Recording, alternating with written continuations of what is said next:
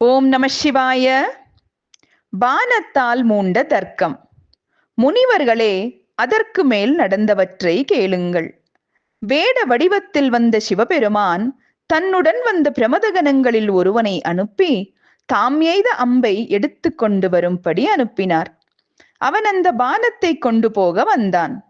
அர்ஜுனன் தன் எதிரில் விழுந்த அம்பை கண்டதும் சத்திரியனாக இருந்ததால் அதை விடக்கூடாது என்ற நியாயத்தால் எடுக்க வந்தான்.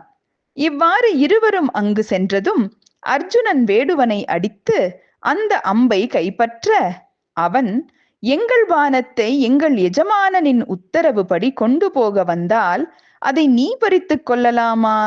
நியாயப்படி என் கையில் கொடுத்துவிடு என்றான். அதற்கு அர்ஜுனன், நீ வனசஞ்சாரம் செய்யும் மூர்க்கன். என் முன்னால் விழுந்த பானம் என்னுடையதே, அது உன்னுடையதல்ல. இதில் இருக்கும் ரேகை, ரூபம், மயிர்குஞ்சம், பெயர் இவற்றை பார். இவையெல்லாம் என்னுடையதே, உன்னுடையதாகுமா? உன்னுடைய துஷ்ட சுபாவத்தால் உன்னுடையது என்று சொல்கிறாய் என்றான். அதற்கு அந்த கணன் சிரித்து, அடா, நீ எதற்காக தவம் செய்கிறாய்? நீ வேஷத்திற்காக தவம் செய்கிறாயே அன்றி உண்மையாக தவம் செய்யவில்லை. உலகத்தில் தவமுனிவன் பொய் பேசுவானா? நீ என்னை ஒன்றியாக வந்தவன் என்று நினைக்காதே. நான் சேனாநாயகன் என்று நினை. என் தலைவர் வனசஞ்சாரம் செய்யும் வேடர் பலருடன் அதோ இருக்கிறார். நீ எடுத்துக்கொண்ட பானம் அவருடையது. உன் பானம் என்று ஒருபோதும் சொல்லாதே. உன்பானம் என்று ஒருபோதும் சொல்லாதே. களவு, பொய், அகங்காரம், புத்தி பிரமை, மோசம் ஆகியவற்றால் தவப்பயன் அழியும் என்று நான் கேட்டிருக்கிறேன். என் பானத்தை கொடுத்துவிடு, இல்லாவிட்டால் பாவியாவாய். உனக்கு ஆபத்து ஏற்பட்டு விடுமே என்பதற்காகத்தான் என் எஜமானன் பானத்தை பிரயோகித்தார். அவர் மீண்டும் அந்த பானத்தை பாதுகாத்து கொள்ள வேண்டும்.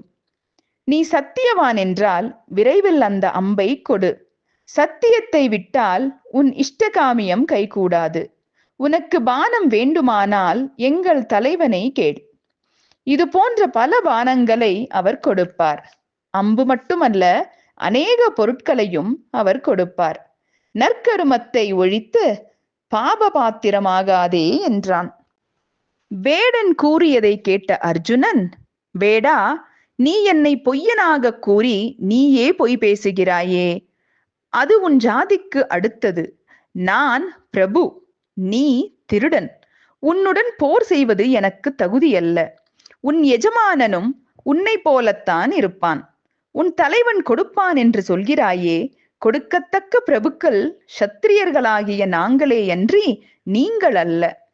ராஜ குலத்தினனான நான் வேடனான உன் தலைவனை எவ்வாறு யாசிக்கலாம்?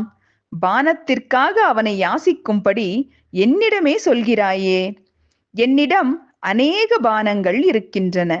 இந்த பானம் உங்களுக்கு வேண்டுமானால் ஏன் உங்கள் தலைவனே என்னிடம் வந்து கேட்கக்கூடாது? அவன் வந்து என்னுடன் சண்டை செய்து என்னை ஜெயித்து இதை பெற்றுக்கொண்டு செல்லட்டுமே என்றான். அதை கேட்டதும் வேடன், நீ ஒன்றும் தெரியாதவனாக இருக்கிறாய். நீ தவமுனிவன் அல்ல. உனக்கு நீயே மரணத்தை தேடிக்கொள்ளுகிறாய்.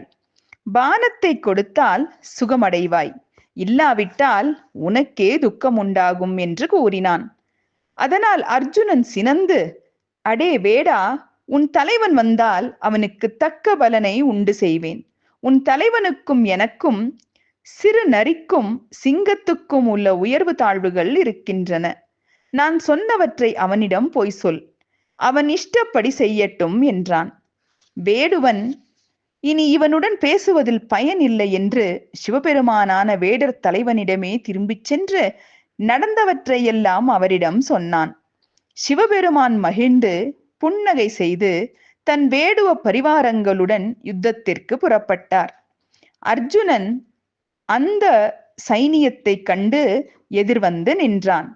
அந்த சமயத்தில் சிவபெருமான் மீண்டும் அந்த கணனை நோக்கி, நீ அந்த தவசியிடம் சென்று எங்கள் வேடுவ படையை பார். தவத்தால் கஷ்டப்படும் நீ மோசம் செய்யாமல் பானத்தை கொடுத்துவிடு. அற்பத்துக்காக மரணமடையாதே. உன் சகோதரர்களும் உன் மனைவியும் துக்கித்துக் கொண்டு இருக்கிறார்கள். நீ மடிந்தால் இவ்வுலக சாம்ராஜ்யத்தை இழந்து விடுவாய் என்று சொல் என்று கூறி அனுப்பினார். அவனும் அவ்வாறே சென்று அர்ஜுனனிடம் சிவபெருமான் சொன்னவாறு கேட்டான். அதற்கு அர்ஜுனன் சத்திரியனாக இருந்து முன்பு விழுந்து கிடந்த அம்பை எடுத்து மீண்டும் அதை உன்னிடம் கொடுத்தால் சத்திரிய தர்மத்துக்கே குறைவு வரும். என் சகோதரர்கள் இந்த விஷயத்தை கேட்டால் துக்கமடைவார்கள். சிங்கம் நரிக்கு பயப்படாது, நான் உனக்கு பயப்பட மாட்டேன் என்றான். அதை அவ்வாறே வேடுவன் சென்று சிவபெருமானிடம் சொல்ல, சிவபெருமான் பக்த பிரியராகையால் அர்ஜுனனின் வார்த்தைகளுக்கு அகம் மகிழ்ந்து வேடர் தலைவன் வேடத்திலேயே போர் செய்ய கருதி அர்ஜுனனை அணுகினார். ஓம் நம சிவாய.